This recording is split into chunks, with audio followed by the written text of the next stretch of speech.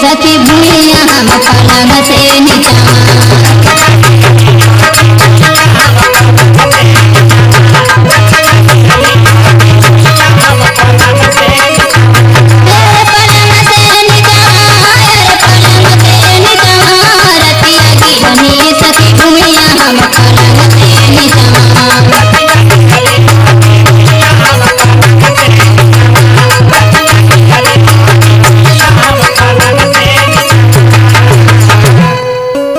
सुतले में देखली हम एक गो सपनमा हो अपिया परदेसी घरे अइले सजनवा हो।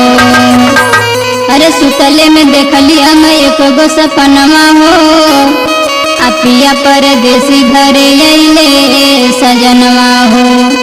अरे धरे कवारी हम घुसकैनी पिछवा रतिया गिरनी सखी भूमिया हम पलंग से नीचा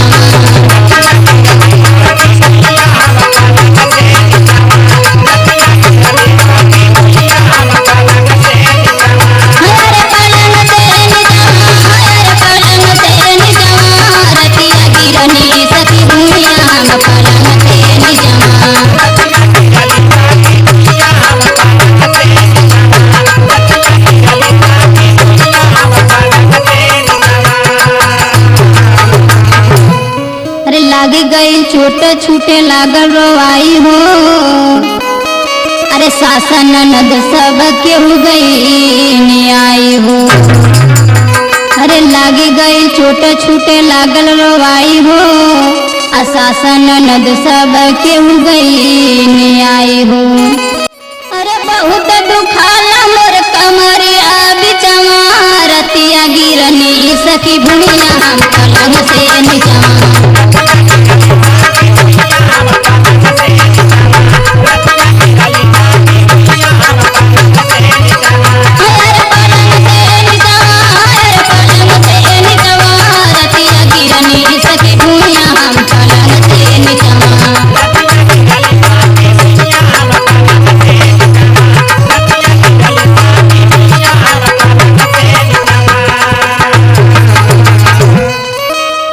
सोची सोची बात पूजा बहकेला मनवा हो।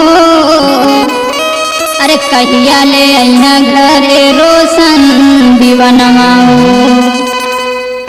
अरे सोची सोची बात पूजा बहकेला मनवा हो कहिया ले अइहा घरे रोशन दीवानवा हो। अरे कितना बचाई राजू पड़ल पिछवा अरे कितना बताई राजू पड़ल पिछवा रतिया गिरनी सखी भूमिया पलंग से नीचा